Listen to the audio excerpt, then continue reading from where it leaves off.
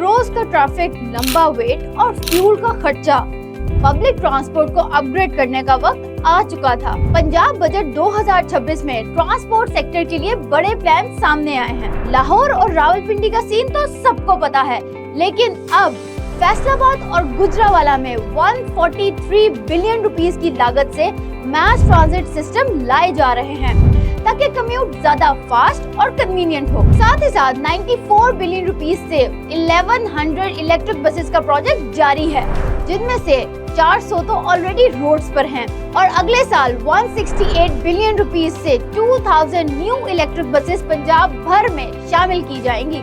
और हाँ, इनके लिए डिविजनल और तहसील लेवल पर 164 बिलियन से 21 न्यू बस डिपोज का सेटअप भी बन रहा है। और अब आप सोचेंगे ये सारे फीचर्स तो बहुत महंगे होंगे, तो बिल्कुल नहीं। पंजाब भर में आवाम को महफूज, मयारी और सस्ती सफरी सहूलत फराहम करने के लिए माली साल 2025-26 के दौरान मजमूई तौर पर 37.55 बिलियन रुपीस की ट्रांसपोर्ट सब्सिडी फराहम की गई है। यानी ऑरेंज लाइन हो, मेट्रो हो या ई बस, सफर होगा लग्जरी लेकिन पॉकेट फ्रेंडली।